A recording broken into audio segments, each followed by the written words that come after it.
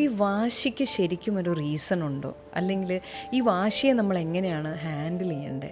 1.5 വയസ്സ് തൊട്ട് 4 വയസ്സ് വരെ കുട്ടികൾ ചെറിയ കാര്യത്തിന് വാശി പിടിക്കുകയും ദേഷ്യം കാണിക്കുകയും അവർ അഗ്രഷൻ കാണിക്കുകയൊക്കെ ചെയ്യുന്നത് വളരെ നോർമലാണ്.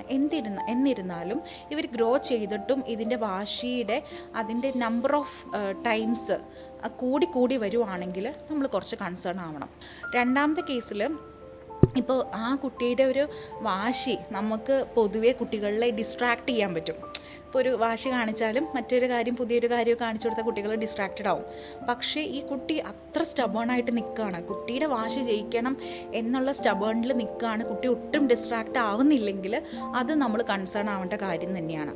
അതുപോലെ ഈ കുട്ടി വാശി കാണിക്കുമ്പോൾ നമുക്ക് അതിൻ്റെ ദൈർഘ്യം കൂടി വരുവാണെങ്കിൽ, അതായത് ഇപ്പോൾ ഒരു 20 മിനിറ്റ്സ് അല്ലെങ്കിൽ 30 മിനിറ്റ്സ് അത്രയും ദൈർഘ്യത്തിൽ കുട്ടി വാശി പിടിച്ചുകൊണ്ടിരിക്കുകയാണെങ്കിൽ അതിൻ്റെ ദൈർഘ്യം കൂടിയാ വരുന്നതെങ്കിലും നമ്മൾ കൺസേൺ ആവേണ്ട കാര്യമുണ്ട്.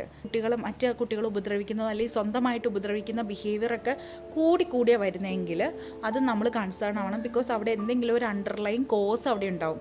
അതുകൊണ്ടായിരിക്കും ഈ കുട്ടിയുടെ വാശി കൂടി വരുന്നത്.